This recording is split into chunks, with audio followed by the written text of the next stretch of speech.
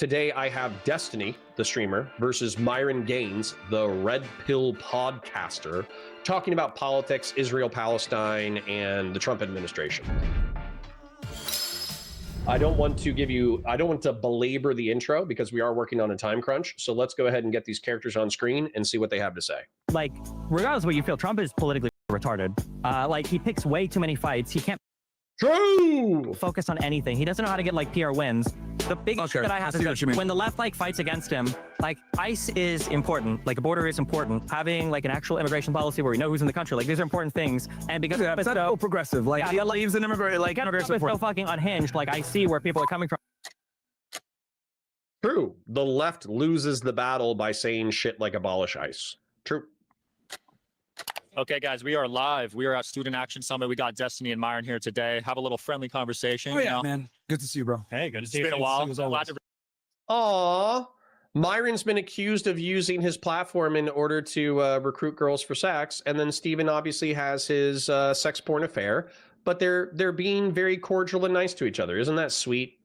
It is sweet. Good for them. I love them. I hope their bromance continues. And I'm actually not being sarcastic. I know that sounds sarcastic. But my whole point is that Steven, no offense, love you, but he has his whole left-wing sex degeneracy, and then Myron has his right-wing sex degeneracy, but they're able to shake hands. I find that cute. Then Digital Social Hour podcast by Sean Kelly. What's interesting about this is he has 1 million subs, but I think his viewership actually sucks, which I think he bought a channel. That's my instinct off of the viewership he has, but who knows?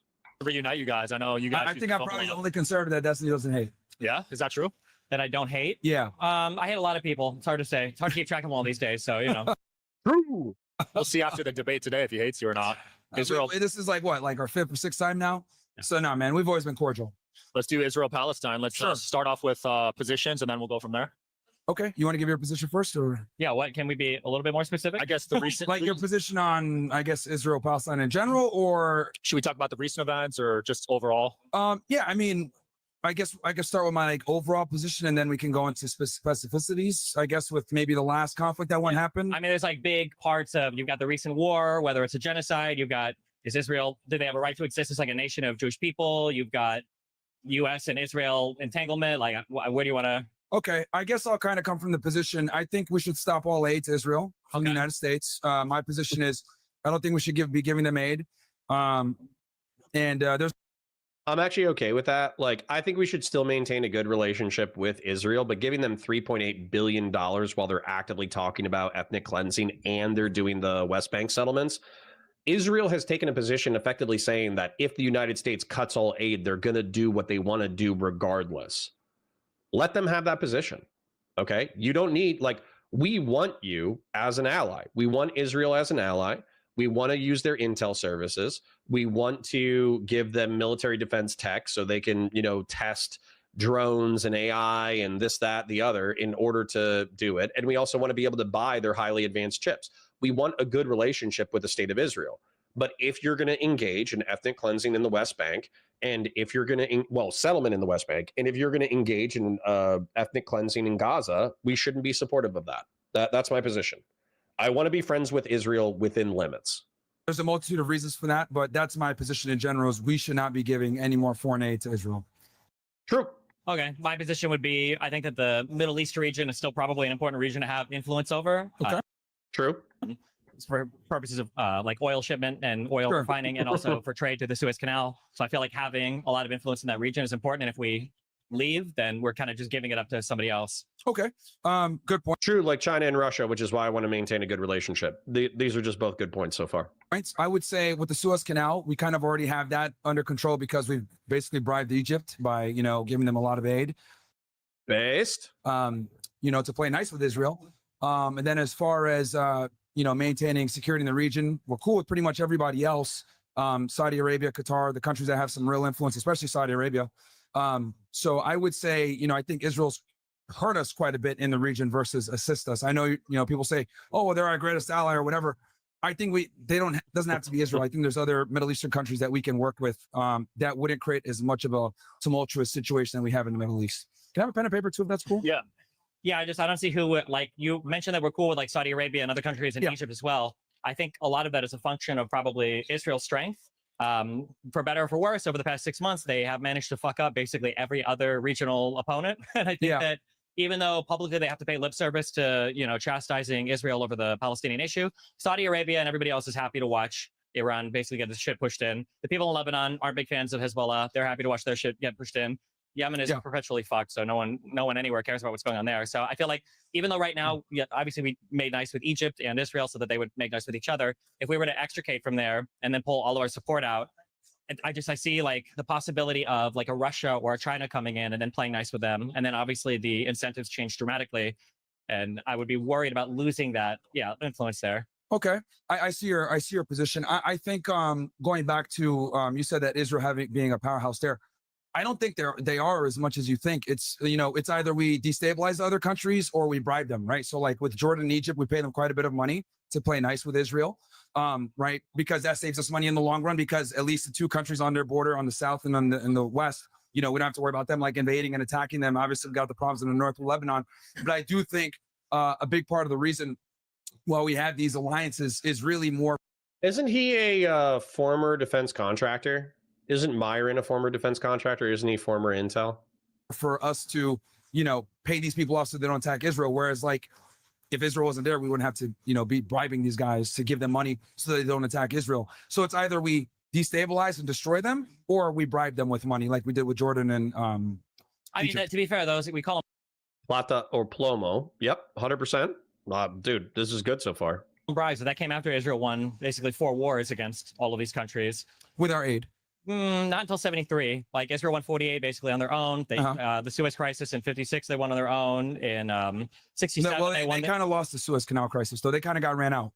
No, absolutely not. The Suez Canal crisis? Absolutely. The not. U.S. told them you got to leave. Exactly. They got run out. The U.S. told them to fuck off. Yeah, they didn't. It's not because Egypt beat them. Nasser and Egypt would try to claim later on that they did, but it's because the U.S. told them like, hey, you guys are yeah. Because so, and that. But I'm saying that like they had the military might. They beat everybody around them. Like well, they had France and they had the UK with them as well, and they you know kind of came in. They were getting $3 billion yearly drops like they get now from the United States. Well, yeah, but and that's the thing. Like, but also like all the Arab states were getting helped by the Soviet Union and everything too. Like they were constantly resupplying these guys because they had an interest there.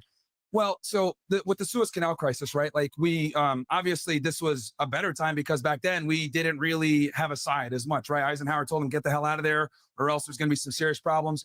They got out of there, and I would say the Suez Canal crisis created the nuclear arms race because after Israel had that embarrassing situation, they went ahead and got the nuclear bomb. They have it illegally, which I find kind of hilarious that they try to tell Iran that they can't have nukes when they have an illegal nuclear program. Yeah, because allegedly Israel isn't a suicidal death cult. That's the difference. But I mean, if you ask anybody in the world, who would you rather have nukes, Israel or Iran? Like, even whatever. No, I haven't watched any Twilight Zone episodes. I'm watching science fiction movies right now in order to break them down for a new channel. Even Persians, even the Iranian people are going to be like, probably better with Israel. Well, here's the thing. I mean, we also said that, North Korea can't have nuclear weapons, but what ended up happening? Trump met with him. They shook hands. He went into North Korea. Nuclear weapons are deterrent. I think they create quite a bit of peace. And the only issue is North Korea doesn't really do like the proxy terrorism like Iran does, with like Hezbollah, with the Houthis, with Hamas. And I think North Korea is kept on a short leash because China's right there, and China doesn't want to see North Korea fuck around because it's going to reflect poorly on them. Iran doesn't really have the same, I think, kind of leash on them. Sure, but my position is that like nuclear weapons like deter people, and my thing is here's my thing. I think every country should be able to exercise sovereignty and the ability to protect themselves. And that's actually where we disagree. Sorry, they're flowing so far, and I don't mind the conversation so far. Obviously Kay was saying that Myron's a massive piece of shit. I probably don't disagree with you. However, in reference to what Myron is saying, like every country should have its own sovereignty, I think within limit. Okay, so for instance, let's say that the former Yugoslavia, let's say that they break up and they start genociding all the Muslim Bosniaks within their border. Well, somebody who respects sovereignty would say, okay, well, that's their business. They're their own country. They exercise sovereignty within their domain. Whereas an interventionist would say, no, you should not be allowed to, ethno-religiously purge segments of your society, even if it's within your own borders. Therefore, we're going to do like a humanitarian military intervention. And so, so I'm actually perfectly okay with humanitarian military interventions. I don't have a problem with it. I think it's actually morally just. I don't think the Kurds should be slaughtered for the crime of being Iraqi and being minorities. I don't think the Yazidis should be slaughtered for the crime of being an ethno-religious minority within Iraq. Nope. The United States, if they see that happen and we have the capacity to intervene, we should intervene. We should bomb the forces that are committing the genocide, and we should effectively tell that country to get their people under control, or we're going to come fuck them up. Hedonic Treadmill says, Myron trips me out. He has like the best and worst takes. I definitely hate that he talks down to women. Real alpha males aren't so weak that need to lower women to feel manly. Dude, I tried to watch Fresh and Fit, and it was effectively bullying 80 IQ women repeatedly for like an hour. It was actually unwatchable content. I was unable to create segments out of Fresh and Fit. Gen X for $10. Thank you for your super chat, Queen. Says, hi, sorry, I'm sleeping through stream so much. Tomorrow should be better. Don't worry about it. If you liked the stream, commented in the chat and gave a super chat, that's more than appreciated. Appreciated. Israel's going to run an illegal nuclear program. Then Iran, as one of their adversaries, I see why they're doing what they're doing. And I will say that, I understand Iran's national, rational self-interest in procuring a nuclear weapon. The question is whether or not you want to have a nuclear Mexican standoff between Saudi Arabia, Iran, and Israel, considering that Iran and Saudi Arabia are sitting on 2/3 of the world's proven energy reserve. That's the question. Does that make the world more stable or less stable? If it makes it more stable, I don't give a shit. Let's do it. If it makes it less stable, we should probably prevent that. Existence of Israel has actually made the nuclear problem worse, right? We had the nuclear deal, which I think was, something that the Obama administration actually did well, and we pulled out of it, and that created a lot of problems for us. And I definitely agree with. KO Dave says, does Saudi Arabia have nukes? Not yet. They said, though, that they don't have nukes because they're expecting American protection. However, if Iran gets nukes, Saudi's getting nukes. That Trump did pull out of it. It was really bad. It was look, you know me. Sure. I like Trump, but I will criticize him when he makes mistakes, and that was a fatal flaw. And I think that's kind of led to the bad foreign policy that we have now. I think it's one of the biggest mistakes he made foreign policy wise. And, that was the Israel lobby, right? Yeah. I mean, I feel like at the end of the day, I think we backed the right horse. I mean, Saddam Hussein is out. I mean, Iraq is like chugging along. Assad is out. Syria is heading in a direction that's probably going to be markedly more pro-West and more anti-Russian. Boris says, can you go back to my comment on the Druze? So Israel bombed Syrian government forces who were massacring Druze minorities. Based. Right? Based. Good. Like I want Syria to become a liberal, multi-ethnic, multi-religious satellite, of the Western world where we trade with each other and we have good relationships and they ignore Israel's existence. That's what I'm hoping for. And that's what I think that their new president has effectively promised. But if the president on the low is ordering the purge of ethno-religious minorities and or there's rogue government forces that are doing ethno-religious purges, if that's who's getting bombed, I don't give a shit. DD22E says, no, that's not what happened, Connor. Feel free to explain it in chat. I'll read your chat as well. The only player left is really Iran. Somehow Israel, through the fucking gift of God or whatever, has killed like every single adversarial military leader and everything else over the past 6 months. Which causes us problems as well. I mean, in the 7-3 war that you mentioned before, how they won that one, like they won that one by blackmailing us with bombing the Arab world with a nuclear bomb. Yeah, they Golden War, basically, Yeah. Golden My Ear says, if you don't resupply us, then we're going to have to do drastic shit, implying that she would drop nukes on invading Arab forces. Which is crazy, but, it is what it is. Yeah, I heard the Third Temple has fallen, I think, from Dosha. Yeah. No, yeah, for sure. But I'm just saying that, at the end of the day, like Saudi Arabia, most of the Gulf states are happy to have Israel as a friend versus Iran, who's going to be competing with them, blowing shit up constantly. Like they don't like those people very much. You've got like everybody would just prefer to see a strong Israel in the region versus a strong Iran in the region. Melody, no. So Melody asks, we bombed the Arab world with a nuclear bomb? No. So allegedly, I've heard this story 2 or 3 times now. Golden My Ear, I think, was the prime minister of Israel at the time. During the 73 war, I think like 3 or 4 Arab nations invaded simultaneously, and Israel was actually having a pretty hard time fighting them off. and it looked like their lines might collapse, Golden Meir allegedly called the United States and said, effectively, we need a resupply. We need you to give us like ammo, all that shit, and we need you to come in with a carrier group to back us.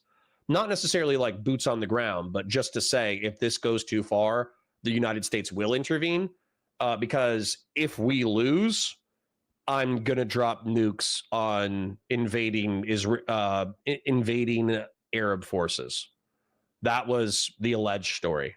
So it would have been a mass deployment of tactical nuclear warheads in Arab countries, destroying Arab forces with tactical nukes.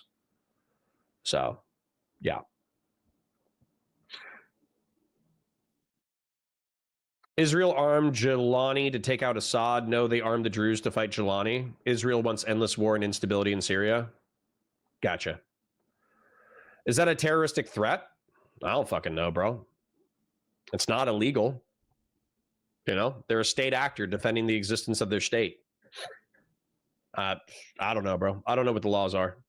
It's like causes trouble for everybody, you know? Yeah. So when it comes to Saudi Arabia, I actually agree with you on that. I've said this forever, that like the Gulf states are cucks for Israel. They just secretly do things behind the scenes. They just don't do it publicly. Yeah, because obviously they would be looked at poorly. But I also do think that a big reason why these Gulf states play so nicely is because the United States backs Israel. So in other words, Israel wouldn't be doing the things that they do and having the reckless foreign policy that they do, assassinating scientists and doing all the things they do all across the Middle East, if it wasn't for us backing them.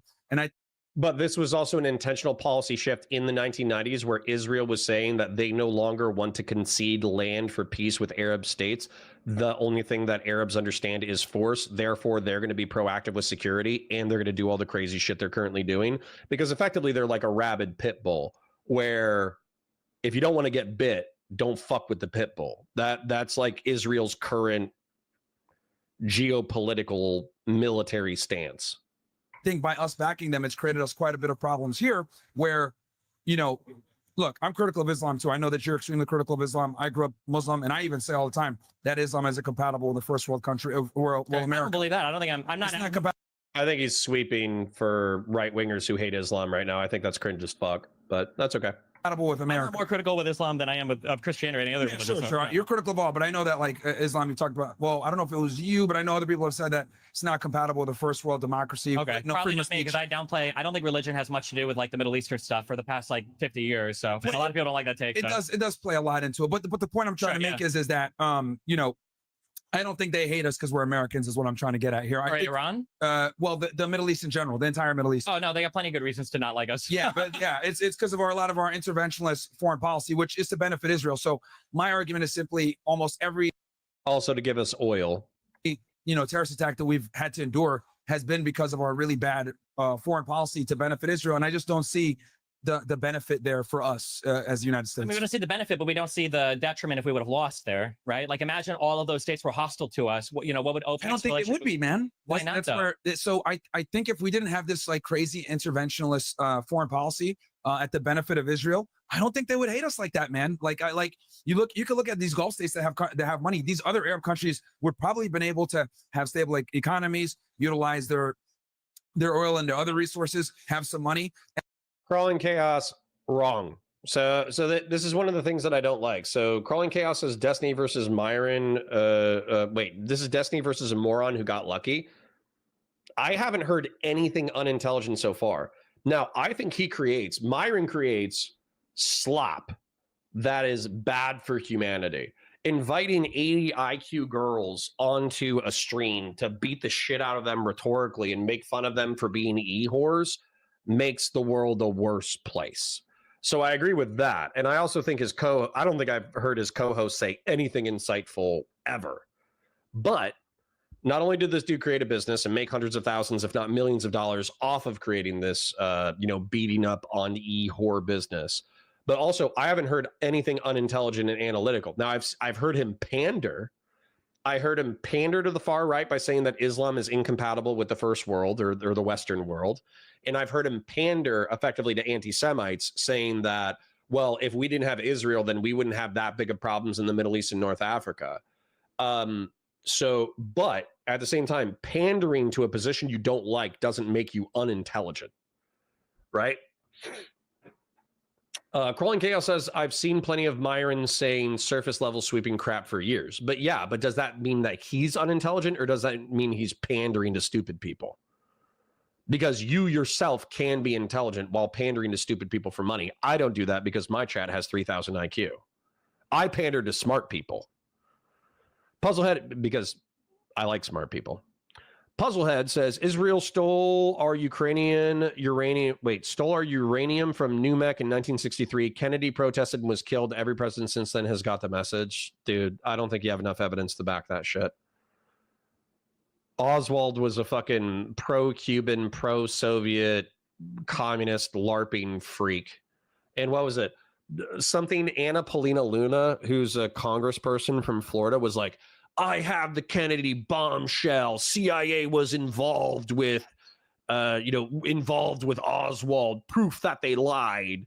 And then you click on the article and it's like a CIA agent working in South Florida with the Cuban branch who was investigating Cuban and Soviet sympathetic people was aware that Oswald existed and he was a militant who might do dangerous shit. Do you know how many times per day a CIA agent hears a name and it's said, this guy's crazy and he might do dangerous shit? They probably hear that 500 times a day. So being like, the CIA lied about it, Anna Paulina Luna is a fucking idiot. Seraph says, lol, that's not rabid. It's beaten dog syndrome, as in every time anyone swings or pantomimes an attack, Israel bites them all. Sure, maybe I shouldn't have used the word rabid. It's, yeah, sure, beaten dog syndrome. Christian Blair says, if the U.S. withdraws support, assuming they want more aid, they would take up treaties with the CCP. Agreed, Christian Blair. It has to be a balance. It has to be a balance between trying to leverage Israel to not do settlements in the West Bank and not ethnically cleanse Gaza, while also not alienating them so far that they become friends to our enemies. Now, I think Israel itself is pragmatic enough to play all sides at one time. I would be surprised, though, if they fully disavowed the United States, considering half the Jewish population of the world is in the United States. I would be surprised by that. This is happening, says, these states mostly hate us because they want to be the ones intervening in the region for their own gain. Yeah, true. Sacred Snow says, whoa, Connor. Fresh has never said anything intelligent. I think you're forgetting coconuts in Barbados / sarcastic. Nice. All right, let's continue. Are we assuming that Israel didn't exist? Or, because I would say, like, if Israel wasn't there at all, not to make some argument on whether we'd kill all the Jews or whatever, like, let's say Israel wasn't there at all. Yeah. I feel like they would all just be fighting each other, because I feel like prior to, like, Israel being there kind of gave them a central enemy to kind of like fight for a while. But prior to that, when Britain was carving it up after World War I, you had like the Mandate, you had like the Turkish Revolution, you had Egypt, like one of their own state, like everybody kind of had their own state, and people were kind of like vying for influence and like it's like, but that argument. Yeah, so I've always been critical with the Arab world, like they need dictators and monarchs for a reason, right? Sure. But I do think, as far as like us and our relationship with them, I don't think it would be as bad as it is if it weren't for all of our interventionism on behalf of Israel. Let's say that like Iran falls tomorrow, and let's say it's not. Let's say it's replaced by something stable-ish, right? Or it's not. It doesn't like. Who do you think won? Oh, this could be the next topic. I think that our move into Iran, I think it was an L for us. I think the United States and Israel took an L with that conflict. I don't know what your position is, if you want to. I'm a major proponent of not having a nuclear armed Iran, so I was okay with it. Okay. Yeah. But I mean, like, I don't like the way that we got there, though, right? I would say that exiting the nuclear deal was really bad. Yeah. Israel loved that, and Saudi Arabia loved that because they fucking hated us when we signed that nuclear deal with Iran. Yeah. And then bombing. Well, Saudi Arabia, they're cool with Iran now. They've opened back diplomatic relations. They're cool now. I mean, they have, yeah. I don't think they're cool at all. I think they're waiting for the shoe to drop, but they're opening up, diplomatic relations as a matter of practicality. I'm going to show you guys something real quick, just because so far they haven't really said anything objectionable. Therefore, I'm not really arguing with it. We really only have like 30 minutes left anyways, though. So that's okay. I can do like a very light react. Because we're going to be talking to Ukrainian Anna and Dylan Burns. Let me go ahead and show you, though, maps. Saudi Arabia. So the reason why this is so important, is because 2/3 of the world's oil is right here. between Iran, Saudi Arabia, Kuwait, Iraq, Syria, Jordan, Oman, UAE, Qatar, and I don't know if Yemen has proven oil reserves, but there's a shitload of oil in this region, right? It's literally the lifeblood of the civilized world is petroleum. And so who controls this is wildly important. But I want you to look at how close this is, right? From a land invasion standpoint, the only thing between Saudi Arabia, this is all open desert, by the way. You can traverse this with tanks and trucks relatively easily. Now, you would need ruggedized vehicles if you weren't using the highways, but look at this. There's like 3 or 4 major highways into Kuwait and into Iraq from Saudi Arabia. This would be hella easy, like geographically, to get into. There's no mountains, there's no difficult terrain, there's no nothing, right? So Saudi Arabia and Qatar, that's just if you're talking about land. If you're talking about by sea, they're within spitting distance of each other. You could probably fire a bottle rocket and hit, Iran or vice versa. So Iran having nukes, the reason why Saudi needs nukes if Iran has nukes is because, number one, you don't know if Iran's going to get crazy and detonate a tactical nuke in Israel. Number two, you don't know if they're going to detonate tactical nukes within Saudi if they were ever, trying to reestablish a Shia majority neo-caliphate. Now, the chances of that happening are very low, but are you willing to bet your life on it when you have a hostile neighbor? And the answer is no. So if Iran gets nukes, Saudi gets nukes. That's the main point I was trying to make. But I mean, like, these guys are diametrically opposed to each other in terms of interest. Like, Iran backs the Houthis a lot. Saudi Arabia tried for like 3 years to bomb and get rid of all of them. I don't think they. Yeah, people don't talk about how Saudi. But Iran has mountains. Unironically, yes, they have the steppe. They actually have ruggedized terrain. They actually have highways that are easily defensible. 100%. Invading Iran would be a nightmare for any invading force. If it was Saudi, if it was Iraqi, if it was a coalition of Arab states, if it was the United States, it wouldn't matter. Invading Iran would be a similar, if not worse, nightmare than invading Afghanistan, because not only do you have some terrain that's similar to Afghanistan, you also have some of the most competent military and paramilitary forces in the Middle East and North Africa. 100%. Absolute nightmare. Arabia has been killing Yemenis for years, and it's literally terrible. And I've been critical of the Saudi Arabian government for that too. Yeah, I guess I'm thinking, like, if Iran were to fall, and that whole region were to be like friendly-ish basically to the United States, that just seems like a really good state of affairs for us. Because aside from Iran, like, who would give us trouble there? Well, I think the only reason they give us trouble is because of our foreign policy, right? So, like, I think it's better to just, like, not give Israel all this aid. And Kazra, you says the idea that Muslim countries hate America because of the USA is an asshole is ridiculous. The Islam religion would oppose the values of the West. They would never be compatible. Well, Kazra, I don't know if I agree with you, but you said you're from Iran. Are you Muslim? Are you Christian? Are you Zoroastrian? What are you? Are you atheistic? Well, like, with this cluster, like a whole region being friendly towards us, but there's like an issue still with Iran. You think we should just exit completely and risk losing the entire region to Russia, China, India? No, I see your perspective. What I'm trying to say is, like, the Arab world really doesn't like us. Like, so, okay, I'll give you an example. So, like, when Biden was in, right, like, Saudi Arabia was flirting with BRICS, right? And it took Trump going over there, right, playing off like, I'm not friends with Netanyahu, went over there, met with, the leader of Syria, al-Shara, aka former Al-Qaeda guy, we'll lift the sanction off you, and then we'll meet with the, we'll go, they give him the jet or whatever. Like, short stack, when I don't mean strategic, I do mean tactical. So my understanding is that strategic nukes are effectively like city killers. Like you would annihilate an entire city. Whereas tactical, I think, is just supposed to irradiate specific forces. Like, I think the yield is substantively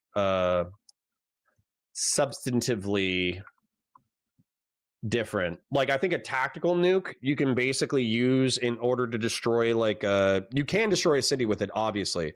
But the point would be to, like, target a military base or target a concentration of enemy forces. You're not trying to irradiate the entire country. Whereas I think with the strategic nuke, you're effectively trying to irradiate the entire country.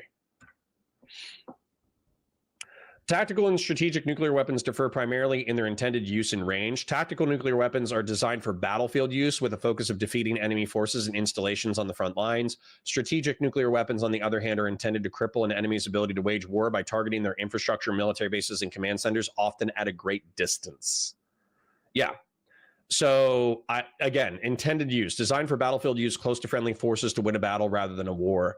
So, as an example, I don't think gold in my ear, oftentimes because like nukes get conflated into a single entity, I don't think that gold in my ear was necessarily saying that she was going to drop nukes on all the capitals of Arab nations in order to kill millions of people in order to, you know, survive as an entity.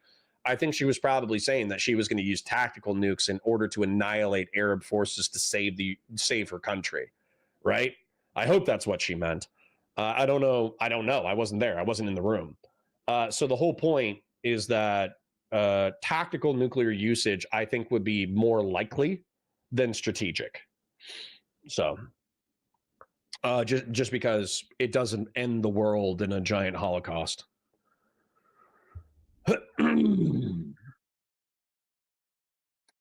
We just need horse archers. True. Parthenian tactics. True. Conservative liberalism says, I conflated strategic and tactical earlier, I think. Yep. Turkey exists, bro. Yeah. And Turkey is a pain in the ass to invade. What's your point? Bohr says, Iran had a radical regime with two states goals of exporting the revolution to the rest of the world and destroying Israel. This type of the regime would hate us regardless of its foreign policy. Well, yeah, but they hated us because we installed the Shah for 30 years, right? Who prevented those two goals from being implemented at a national level. And he secularized the society, and he allowed women to dress like whores, and he gave his people access to alcohol and Western television, right? Now, he tortured people too, but, you know, I would say he was infinitely more a modernizer than the current regime. True Zealot says, dude was right about Islam not being compatible with the West. Islam literally means submission, and their teachings are pretty explicit about fighting and killing the Christians and the Jew. No, wrong. I've read the Quran more than you. Wrong. Wrong. Islam itself, if you read the first half of the Quran, it's actually not that bad. It's pretty bad, but it's not that bad. And effectively, like, in order to be a Muslim, you have to believe in God, the last day, that Muhammad is his messenger, and do good works. That's all you need to do in order to be a Muslim. Where it gets extreme is the second half of the Quran is about fighting the battles of the prophet, you know, later in life. So he has all this crazy shit to say about like Jews and Christians and people of the book and Islamic supremacy and all that shit. But if you use a historical contextualization, then you can say, okay, well, Muhammad said earlier on that in a universal sense that believing in God, the last day, that Muhammad is his messenger, and that you should do good works on this plane of existence. That's all it needs in order to be a Muslim. And therefore you could be like a super chill Muslim. Like, I'm actually definitionally, I'm closer to being Muslim than I am to being Christian, because Christianity believes in the Trinity and God, Christ's divinity. And then also Judaism is a closed religion. So I'm actually closer to being Muslim than I am closer to anything else. Then when it comes to the war stuff, you can just say, oh yeah, that's just history. And then boom, you got a secular chill version of Islam. Easy day.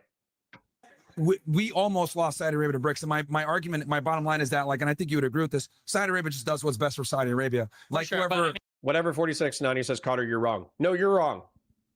And like, who would you rather have access to? The United States, who's like signaled that they're going to have a strong interventionist policy, or like when it comes to defending your interests, or somebody like Russia, you know, when Putin sits by and watches Gaddafi getting raped by bayonets, or sits by and watches Assad's regime completely and totally collapse, or watches, you know, Syria be involved in a civil war for 10 years, or watches Iran crumble because Russia can't handle its own war right now. Like, if it based. Conservative liberalism says any Islamist wanting to justify violence has an easy job doing it through abrogation. The violent commands supersede the peaceful ones through chronology, I think, is the last thing that you should have put in order to finish your concept. Sure, but a chill Muslim can say no. And I know chill Muslims. So what do you want from me? Grassroots for 20, thank you, King. The reason not to hate Israel is because it detracts from our ability to hate our common enemy, France. You're right. KO Dave says, if it's so easy, why isn't it happening? Because you guys keep saying, okay, so number one, jihadist terrorism is a real thing. Okay, so jihadism is a real thing. Islamic extremism is a real thing. Islamism separate from jihadism is a thing.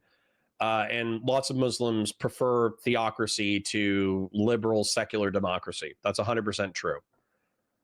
However, what you can say as a Western person is you can say, hey, if you're a theocrat or if you're a jihadist, stay in the Middle East and North Africa and fuck you. We'll trade with you. We'll buy your oil, but we don't want you as a part of our country. And if you're a chill Muslim, you can come. And then chill Muslims can come to the Western world. We can have chill relationships. They can be doctors, lawyers, engineers, actual doctors, lawyers, and engineers, not the meme.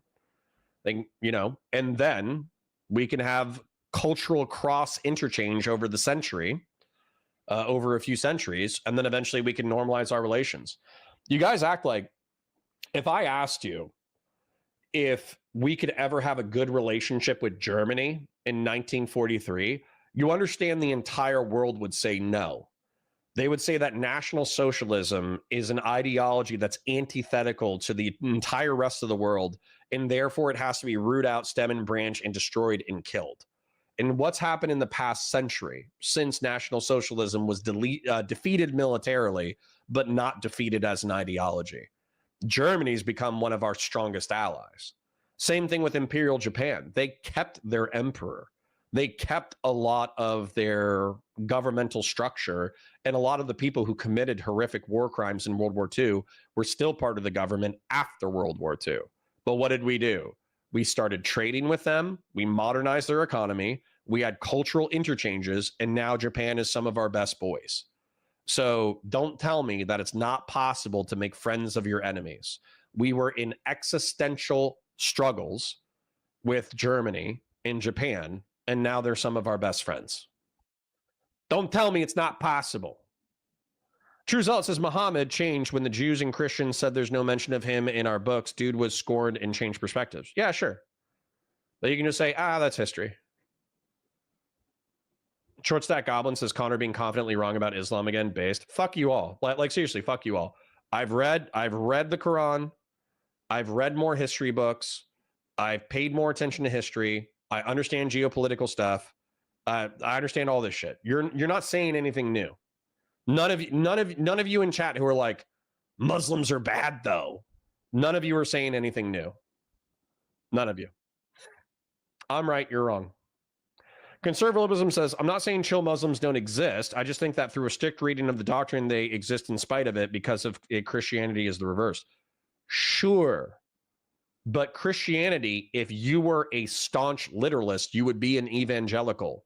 Most Christians are buffet Christians. They pick and choose what parts of the religion they emphasize.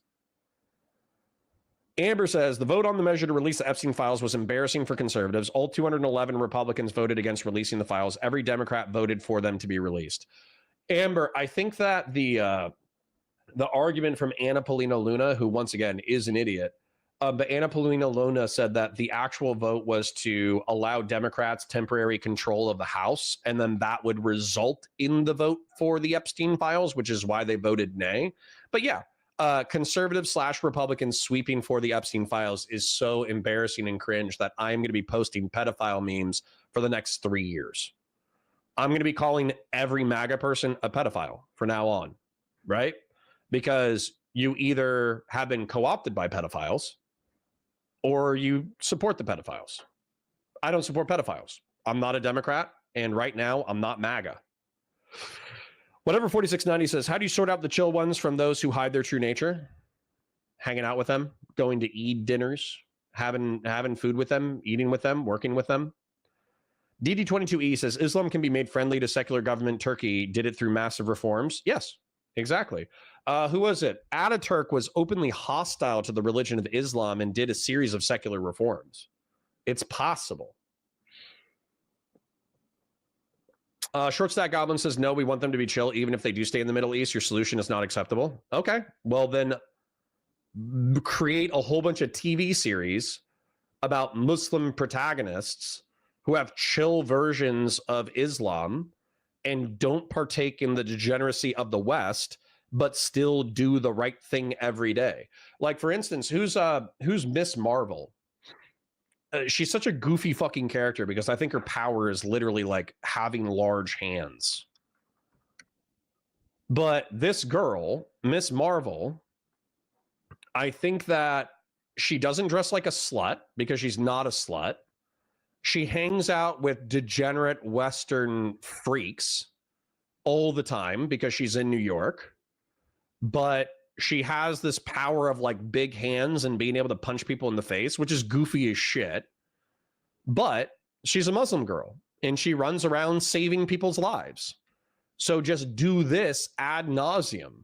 Have a bunch of noble, cool, Arab, Middle Eastern, Muslim characters who don't partake in degeneracy, but they tolerate their stupid, kafir, degenerate friends, and they maintain their principles and their religion while trying to make the world a better place. Unironically, Miss Marvel is pro-chill Islam propaganda. You know who my favorite alleged Muslim is? The Mummy Arab warriors. I forget who they are. This guy, Ardith Bey. Is that his name? Ardith Bey, the Mummy. This guy is my fucking hero, right? When I was growing up and I watched The Mummy, I of course loved Brendan Fraser. I thought Brendan Fraser was fucking dope. But this guy was an awesome character. You know why? Oh, there he is. That's so cute. That's actually really cool. Former leader of the Magi. I didn't see wherever this picture was taken from. But look at this. He's got sacred, Arabic text written on his face. He's got a saber, but he's a noble warrior. He fights to contain evil. He doesn't like the Western degenerate freaks who have come into Egypt and fuck with his country, but he's willing to fight alongside them to prevent a greater evil. This guy is fucking awesome. Ardith Bey. What's his name? Oded Fair as Ardith Bey in The Mummy. I guess his name's Ardith Bey. But this dude, look at this aesthetic, man. He looks like a warrior Jesus riding a black Arabian horse with a falcon with a World War I machine gun put over his shoulder. This dude's fucking awesome. Make a bunch of pro-chill Muslim propaganda with this exact archetype. That's what you got to do. Feels like the U.S. is a good ally to have in your corner, and then we could defend and ensure trade. Let's say like the Houthis were up to their, shit. Correct. I've read the Quran and I know some nice Muslims. Yes, unironically. AKA Badasui says, Islam fully allows its religions to exist within a liberal governed territory. They would just be a deranged version of it. Well, right. You can't encourage them to be degenerates and have sex, or they might honor kill you. But, besides that, they can be chill. They can work their jobs. They can pay their bills. They can pay their taxes. They can go home and they can love their family. All right. Shenanigans, and it wasn't the U.S. that was interested in that region. Let's say it was fucking China or Russia. Like, who's to say that the Suez would have ever opened again? Like, would they have had the capability to even send ships down there to? Does Russia even have a fleet anymore? They would have. But my bottom line is that like the Saudis and a lot of these Muslim countries are. Whatever 4690 says, okay, then I say we give Christian nationalists a chance. No, wrong. I don't give Islamists a chance. I don't want Islamic theocracy in Europe or the Western world. You misunderstand me, brother. The only people allowed into Western countries are chill Muslims or people who are willing to are reformed to be chill. If you're a fucking Islamist, if you're a theocrat and you're not a citizen, kick the fuck out of the country.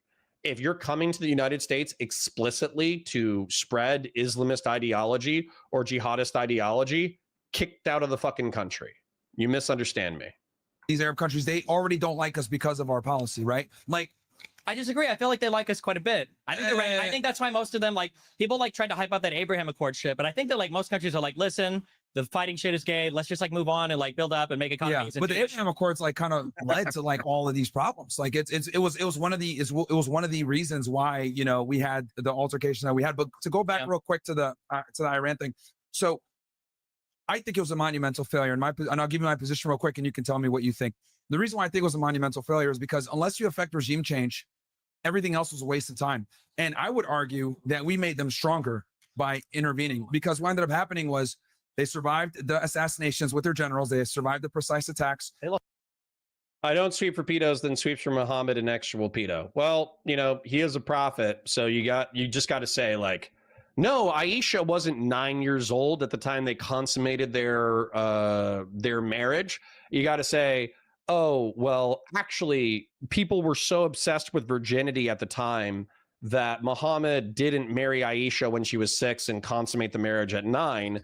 Matter of fact, that was just because virginity was such an emphasis at the time that they wanted to make sure that Aisha's reputation was beyond criticism, because Aisha is also like a very strong prophetess within Islam.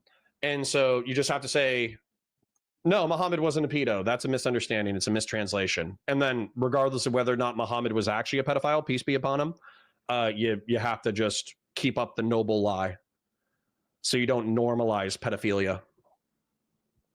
It was what, like 1,500 years ago? Something like that? Listen, bro, I can't hold Muhammad, peace be upon him, to legal account for his sins on the mortal plane. Only God can do that. Chill Slam. True. AF says chill Slam. Nice. With the nuclear scientists. They did. Yeah. They did. But the Ayatollah is still alive. They still have their military intact to a degree. Yes, they were weakened. Yes, Mossad did a fantastic operation getting behind the enemy lines and destroying air defense and jamming radars. Fantastic. But they did all that and, you know, showed their cards, and they couldn't effectuate the regime change because they were hoping that by them, you know, doing all this, it would make the Baloks or whatever says the Muslims are kicking your ass. Well, then stop being a fucking pussy and start fighting back. How about that? These other, rebel groups say, let's go in and like take over. And they didn't do it. Actually, the opposite happened. Oh no, Christian Valera says the real actor is an Israeli Jew. Fuck. No way. Is that why he has such an anglicized name? Oh no. Leader of the Magi. Mummy. No, is he a Jew? Oh no. What religion is Artist Bay? Oh no.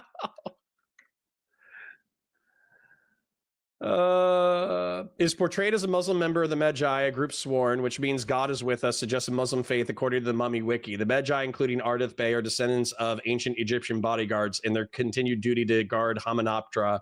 Okay, but who's the Ardith Bey actor? Oded Fair.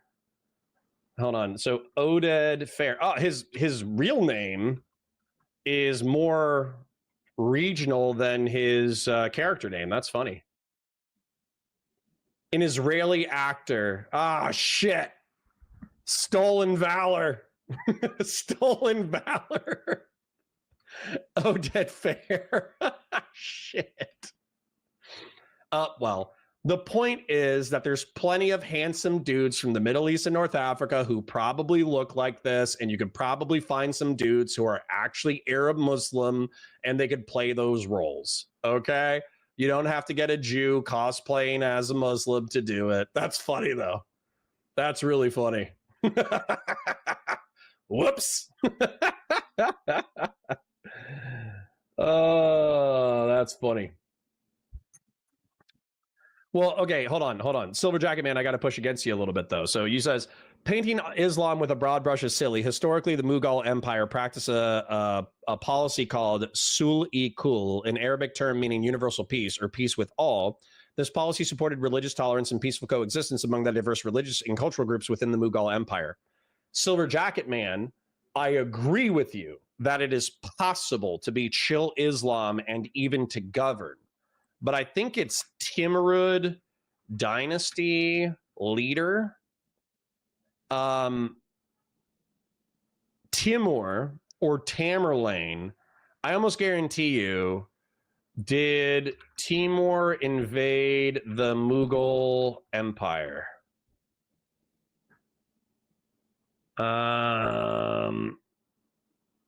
There was a guy. What Muslim invaded the Mughal Empire? This is important. We're going to go talk to Anna and Dylan momentarily. Nadir Shah? I don't think that's it. There was some guy who was a total a-hole, who looked at the tolerance of the Mughal Empire and said, these guys are not real Muslims because they tolerate heathens. Therefore, I'm going to invade and kill them all. And so not only did he invade and kill other Muslims, he also invaded and killed and slaughtered tons of Hindu. I forget who it was. I forget what his name was. What was the Turco-Mongol conqueror who killed other Muslims? They're saying Timur. So I guess it's Timur. Yeah, Timur. Okay, so it was Timur. Okay, interesting. I guess he didn't I guess he didn't invade the Mughal Empire because the Mughal Empire was after him. However, he did destroy other Muslim cities. Interesting. All right, anyways, let's wrap this up. So the whole point of it is that Destiny and this red pill guy, Myron Gaines, were able to have a sufficiently complex conversation about Middle Eastern and North African empire. They've talked about Islam. They've talked about regional actors. It is Mr. Red Pill Myron Gaines' opinion that Israel's non-existence would severely uncomplicate our relationship with Middle East and North Africa. I think that's possibly true. I think it doesn't matter. Israel has the capacity to defend itself. It has the capacity to defend itself with or without American help. I think that the United States has to balance its priorities between making sure that Israel doesn't get wiped off the map and there's a new Holocaust versus also establishing actual peace and justice in the Middle East and North Africa. I think that Muslims can be chill. I think that in order to be a chill Muslim, you basically have to believe in God, the last day, that Muhammad is God's messenger, and you have to do good works in the land. I don't think that that means that you have to become a jihadist or have to become an Islamist in order to be Muslim, a practicing Muslim. And as a matter of fact, I would say that the argument that you're not a real Muslim unless you're an Islamist or a jihadist, if you're an atheist or an agnostic or a secularist or a Christian, and you make that argument, I think that you are worsening the problem, not improving it. Let chill Muslims be chill. End of rant.